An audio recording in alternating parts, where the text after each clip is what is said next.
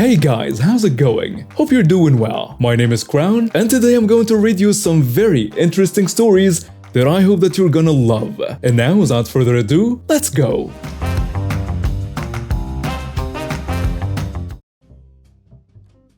I work as an RF engineer, which I was doing drive testing or basically testing a cell tower to see if it's up to spec. It's a very niche job where most people are flown in from all parts of the country, but it pays well. Anyway, I got dispatched to rural South Dakota in November last year. Second week ever doing this line of work. Prior to that, I've been laid off from IT help desk for 4 months and was doing Uber to survive.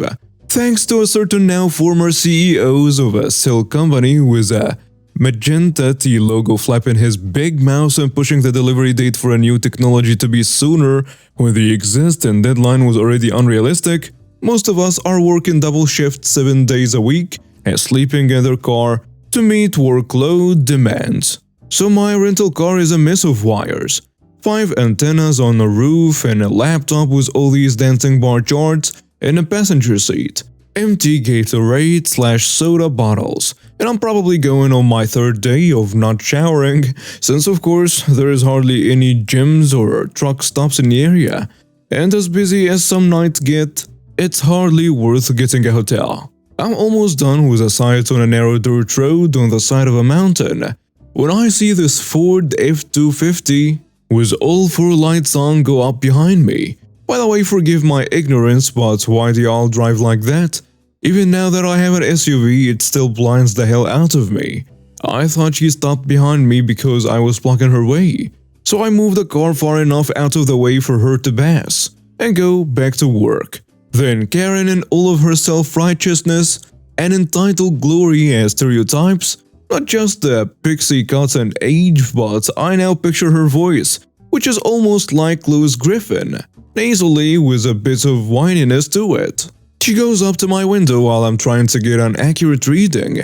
Instead of just knocking on my window with her knuckles, she decides to use her ring to knock on the window, which of course is loud and startles me. But she thinks she's slick by trying to call me out on it. She starts asking what I'm doing. I calmly explain that I'm testing the cell tower and point at it, and a bunch of her other questions. She then demands that I show her my ID or authorization letter.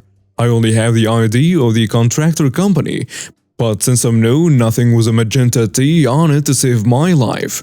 I don't know who the hell name of the company is, so why should I believe you? And there is no printed authorization letter, just an email on my phone giving me GPS coordinates of the towers. Lots of towers aren't exactly on a street address, and essential information about the tower, azimuths, frequencies, and so on. Of course, this isn't good enough, and she says, "You're staying here until the cops come," and parks her truck sideways to block the road so that I can get out. And then she gets in her truck, rolls up the window, and starts browsing Facebook, completely ignoring anything I said, and even turning up her radio. Of course, this puts me ridiculously behind schedule, since the sheriffs have better things to do. The nearest sheriff's department is 20 miles away, and I'm having to live stream via WhatsApp to my coordinators who can't believe what's happening, and I can't make it to my next site. When they finally arrived a little over an hour later, although the deputy was friendly with me, he was even ratting off weird things like me coming out of her driveway and blocking it, which I was nowhere near, nor did I even head any further down the street, and acting paranoid. By the time he got my side of the story, he was almost livid with her, and at this point, so was I. He then carried on with his rantings about lying to the police being a felony, and also stuff about the fact that he could also send her to jail for placing me in false imprisonment. And at that moment I was pissed and said, "Well, what's stopping you? I want to press charges." By the time I left, 1.5 hours had already passed, and of course, I lost the second shift commission since I wasn't able to make it in time. I've since had to make my own magnet decals with a major cell carrier's logo on it. Picked up cars that are more likely to be used in an official capacity. Example, Ford Explorer, Chevy Silverado because nice try with a Camry, right? Added a sticker with a cell carrier's logo to my employee badge. Let's see you whine at me now, Karens and Kevins of the world. So far, nobody really said anything to me. Besides, even if someone was up to no good, would they choose some rural town without so much as a store for a few miles and sit on the side of the road at 6 p.m. with all lights on? Also, if the average crook was boxed in like that, that's sure a fine way to put her life at risk. If I found someone that suspicious, I'd go home, copy their license plates, and call the cops from the safety of my house. What an idiot. The other day, I wanted a pizza. My favorite pizza place is in a supermarket nearby, one of those in-store shops. Now here is the way this place is arranged. There is a pizza shop on the right that sells only pizza and nothing else besides some refreshments. On the left there is a grill-type shop that sells everything from hot dogs to chicken breast to potato salad and everything in between, but it doesn't serve pizza at all. And then there is this common seating area, which consists of 2 tables and a long table along the wall, between the two where you can sit down and eat if you don't want the food to go. I grab my pizza and I see no free seat nearby when I spot someone leaving the first chair by the grill place on the long table. So I sit there and start digging into my pizza. I barely eat a slice when Karen comes to the grill. The cashier asks, "How can I help you?" "I want a pepperoni pizza with..." "I'm sorry ma'am, we don't serve pizza here. If you want one..." Karen interrupts. "What do you mean you don't have pizza? This person right here," points at me, "is eating one." He got it from the place next door." "Okay, so go and make me one too." "I can't, I don't work there." "You'll have to go to..." "What do you mean you don't work here? This is a restaurant. You work here. Give me a pizza." "Ma'am, I'm trying to tell you we are 2 separate establishments. We don't have pizza. They do." "Then why is he eating pizza here?" Again, pointing at me. "Hey, why do you sit here?" There were no other free seats." "It doesn't matter. If you order from the other side, you have to sit there." "It's a common area. You can sit wherever you want no matter what you ordered." So Karen thought that 2 shops were just one restaurant, but for some reason there were 2 separate seatings areas. Karen logic. Hearing the commotion, a security guard comes over. "What's going on here, ma'am? Why are you yelling?" "This worker refuses to serve me and continues to say he doesn't work here." "Is this true?" "Okay, ma'am, I will serve you. What did you want again?" I already told you. I want a pepperoni pizza with extra cheese." The cashier looking at the guard and gesturing towards Karen. The security guard tells her, "Ma'am, the pizza place is right over there." "I know. He needs to go over there and serve me." To make this short, the story pretty much repeats. In the end, the Karen leaves huffing and puffing, swearing she will never come back. The cashier actually apologizes to me about the inconvenience, and I said he didn't have to. Pizza and a show, this just made my day. Some background. I'm not going to list names or exact locations, as with them, it wouldn't be hard to figure out my real name or this lady's name based on police reports. I'm a 6th-degree black belt and proud master in Tae-Kwon-Do. After I'm done teaching class, I often walk around in my class white dubak with a black trim and a black belt with my name and strips embroidered on it, martial arts uniform, before heading home to change. I am no spring chicken. I've been practicing martial arts, Tae-Kwon-Do, Tang Soo Do, and Tai Chi for 35 years now.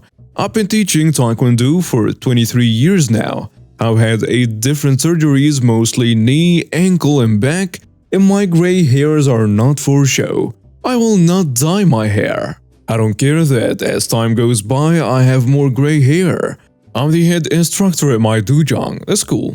And our grandmaster is okay with students and instructors wearing their uniforms outside the school, so long as they keep their uniform clean and understand they represent the school and the art when they do.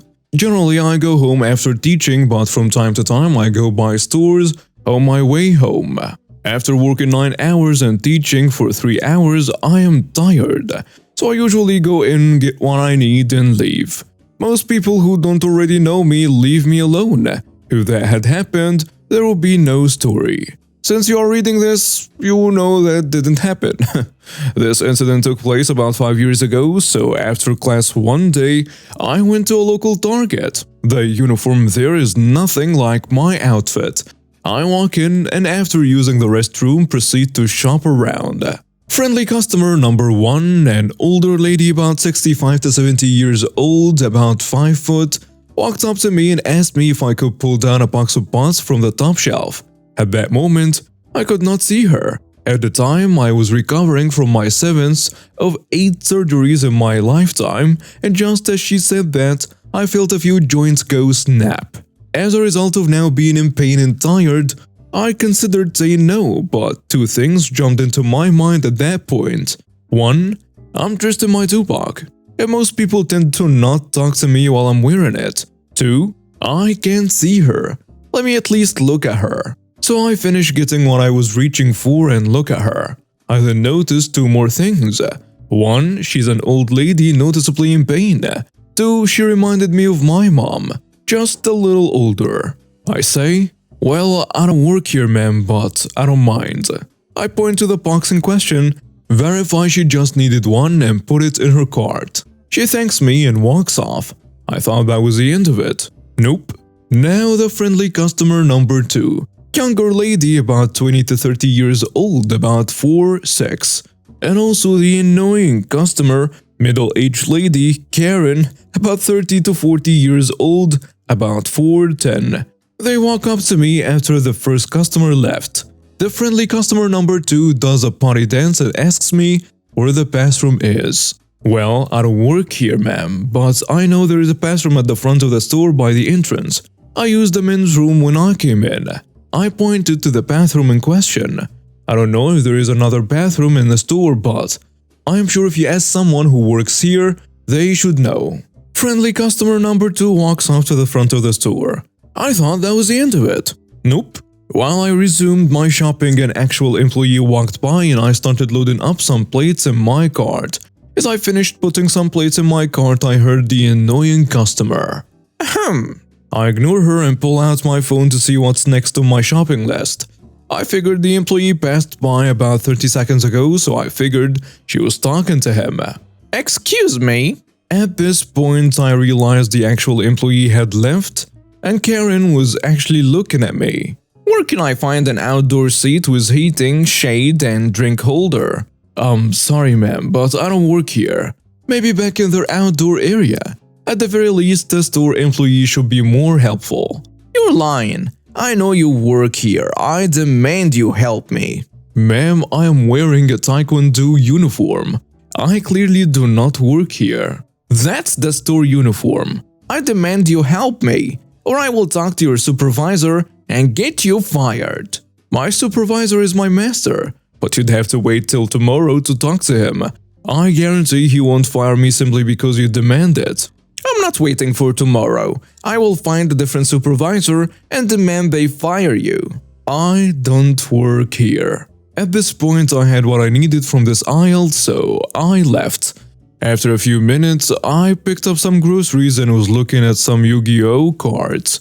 Karen walked up and without saying a word took a picture of my belt with my name on it. Before I could say anything, she had left. I made my way to the registers to check out and wait in line. While waiting in line, I started looking at the back of a few DVDs I was going to buy. Not more than a few minutes pass, and I hear the Karen in the distance. There he is! She actually insults me. The man who was extremely rude. I demand you fire him. I glance over and there is Karen, store manager, young man about 20 to 30 years old, about 5'11". Karen is pointing at me. The store manager is looking around, no doubt for an actual employee. And the security guard is just looking at the manager. I am sure he thought he was cute. His name is written in Chinese, but my phone can translate Chinese. She pulls her phone out and, without missing a beat, says, Tae-Kwon-Do. I sigh. One half of my belt has my name, the other half says Tae-Kwon-Do. In Korean, I pointed at the South Korea flag badge. Once again, I don't work here. Lies! He does work here.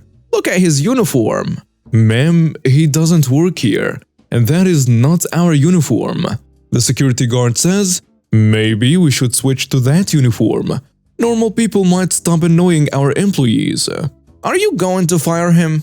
Ma'am, he doesn't work here. I'm going to have to ask you to leave him alone. He's a customer just like you. He's nothing like me. That belt is fake. I'll prove it. And then she punched me. Right straight punch. Without flinching, I grabbed her hand mid-punch and locked her hand. If you want to attack a black belt, don't telegraph your moves. The store manager signaled a security guard and he handcuffed on her arm. She didn't punch with left. I took a step forward and raised her hand up, sending her head down, almost hitting my guard, and gave her hand to the security guard who cuffed her other hand, then let go. By this point, she realized what had happened. She was then hauled off by the two while I bought my items. The police arrived and took her away, and I decided to press charges. And the market did press charges as well and left them my contact information in case she returned.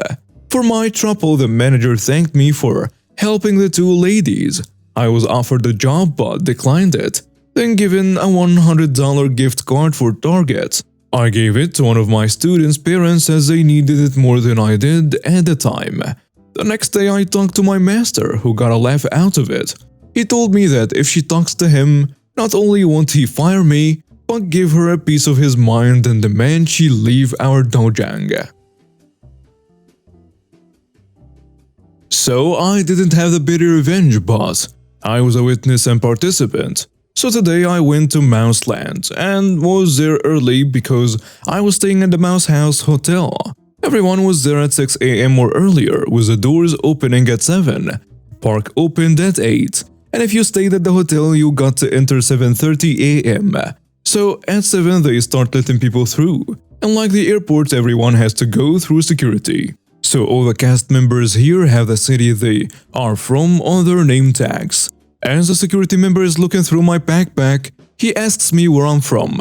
I've lived in many places, and apparently so has he. And we start talking about places we both lived as he continues to look through my bag. So he's still looking through, and the woman behind us says out loud, "That's nice, but there's a long line, and we've been waiting." I turn to say sorry, and before I can say anything, the security member talks louder and keeps talking about where he'd live with a smile. He's telling me about the weather and places, favorite restaurants, parks, and all this with a smile on his face while talking to me and ignoring her. Again, she says, "Some people are in a hurry," and he just keeps ignoring her. My bag is checked now, but he's holding it and with a smile S just keeps going. The girl is now looking really annoyed, and as he's handing my bag over, he says, "You know, I might have missed something. Let me check one more time to be safe." He spends another 30 seconds looking through, then hands it over and wishes me a Merry Christmas. As I'm walking away, I look back and he's having her completely empty bag. As I'm walking away, I look back and he's having her completely empty her bag, so he can check it with a big smile. Pitiest revenge in the least sad place in the world. And now we have reached the end of today's stories. Thank you for watching and see you next time.